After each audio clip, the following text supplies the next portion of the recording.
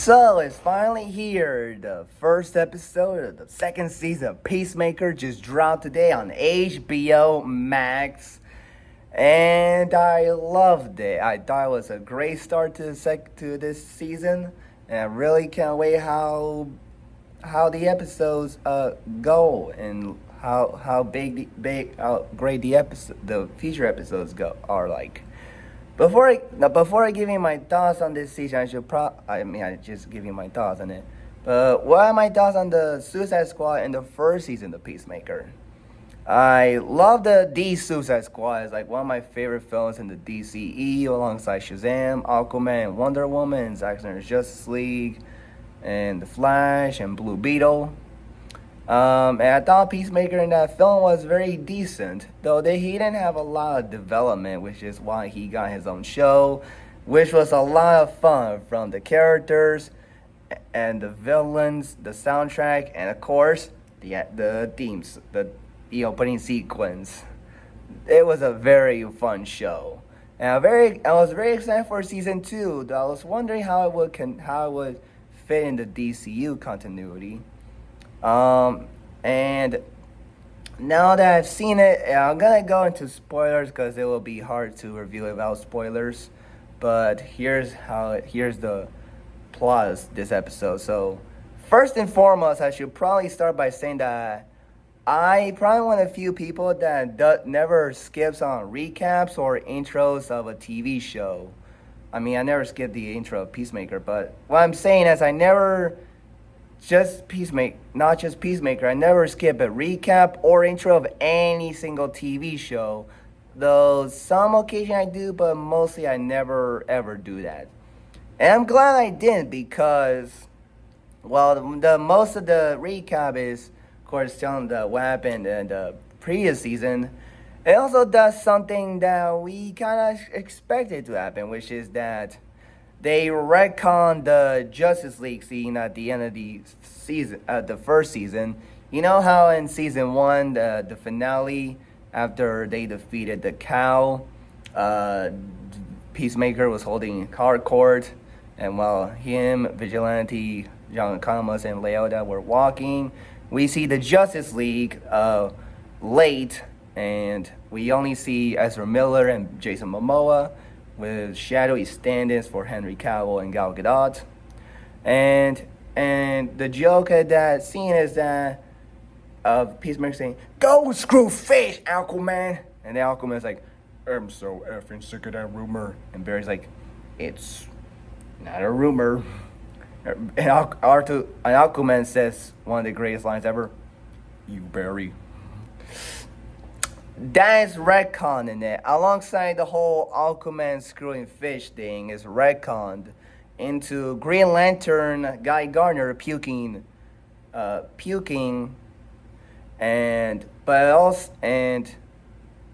also they replace all the Justice League, of course, with the Justice Gang and David Cornsweat's Superman. So they have Mr. Terrific, Superman, Metamorpho, Guy Gardner, Hawkgirl, with Hawkgirl and Guy Gardner taking over the roles for Aquaman and the Flash. Hawkgirl being Flash and Green Lantern being Aquaman. Which I thought that was a very interesting move by James Gunn. Especially if a lot of people might skip the recap. I don't know. We'll see. I'll check out the reviews if they ever skip the recap. So the episode starts with Christopher Smith, John Cena, waking up after Eagly woke him up, and then they decide to go to the room where he has his suits and the helmets, and where Augie Smith had his white dragon suit, and Eagly was trying to tell Smith about this door. And he opens it up, and he notices that it's a really nice room. And he notices newspapers, and he sees a picture of Peacemaker, White Dragon, and some superhero. And then he sees his father, Augie Smith, in the flesh, And of course, Christopher Smith freaks out, like, what the heck is going on? And then it cuts to the intro, which is a little longer than the first one. But I gotta say, this one is probably already much better than the first one, the D one. Taste it. It is more silly, and it's more crazier because we see Peacemaker dance out of the costume and in the costume, and same goes for Vigilante. And we see two hardcores, and we see Smith and hardcore dancing, which I thought that was cool. And White Dragon and Keith dancing was pretty cool, and seeing Rick Flag dance was also very cool. And all the characters go down, and while Eagly steps on them, and then it cuts to the title card. The title card! And then Leota drives Peacemaker for an invite to the Justice Gang, where we have Sean Guns, Maxwell Lord, and Guy Gardner and Hot Girl. And of course, Guy Gardner doesn't take Peacemaker too nice because of what he said about him, of course, in the flashback or the recap of this episode. And Peacemaker refuses to be with them after feeling that his skills are not feeling that they thought his skills are not good for them. And then we see Hardcore having some issues about they're talking to us like after an interview, and then punching her car. We have a bleeding hand, and then Hardcore and Smith have a conversation, and then Smith go to his room, and then to his house, and then gets high, and then he has how do I say this? A party. A crazy party, to say the least. But I don't know if I want to really say the words. But it begins with an O if you're interested, and it ends with a Y. It's only 4 letters. And meanwhile that's happening, John Thomas calls Adrian Chase. Meanwhile, his friend is trying to tell him to do his work. And then Economist has a call with Rick Flag Sr., where he's outside of Christopher Smith's room, where he sees a lot of people dancing, but then he sees Christopher Smith, where he's about to enter the magic tunnel, and he takes a picture of it, and after that, Christopher Smith enters back to the other dimensional world, where he meets up with Keith, his deceased brother, but he's now grown up, and he has a conversation with him and Augie, who is honestly seems more friendlier than the one from the first season.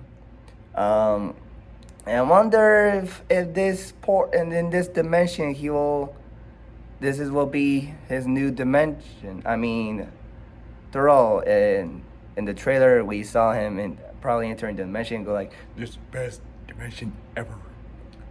I mean, I don't know. I mean, I doubt it'll be the DCU world, because we have Hot Girl and Guy Gardner and not the scenes not in that alternate world. But I mean, the first season doesn't seem to be fully 100% canon by now. I mean, it kind of is, but not fully. And then Hardcore goes to a bar, and then some thugs were kind of flirting with her, and then Hardcore starts beating him up, like more than she did in the first episode of the first season, where she just beats them up for a few seconds. She goes on for like a whole minute, and goes even crazier and more rougher than before. However, the thugs managed to beat her up and kick her out of the bar. And then Christopher Smith still has a conversation with Keith and Augie. And then he meets up with an alternate version of Peacemaker, where he fights them thinking he's a shapeshifter or an intruder, and they fight until and the other Peacemaker was beating him up hard, but then our Christopher Smith accidentally kills Peacemaker 2, and John Cena feels bad for him. Our Christopher Smith feels bad for him, and then it ends. Oh, and also John Thomas and Leota have a conversation about Rick Flag and the Christopher Smith in the tunnel. So overall, I thought the episode overall was very entertaining. There was some good humor, especially the scene with Adrian Chase during the call. I thought the party was quite a wild scene and a very crazy one. Yeah, crazy one. The costumes of the new Peacemaker costume looks really nice, and it's about to be like the main suit of this show. We saw from trailers he is having the costume, and I really cannot wait to see more episodes of this season. It's gonna be bigger than the last season. So, what do you guys think of it? Let me know. How do you feel about the new season of Peacemaker? Let me know. And what do you think of the new intro? Let me know in the comments below. And if you enjoyed this video, subscribe and give this video a like. And I'll see you in the next video. And peace out. Bye.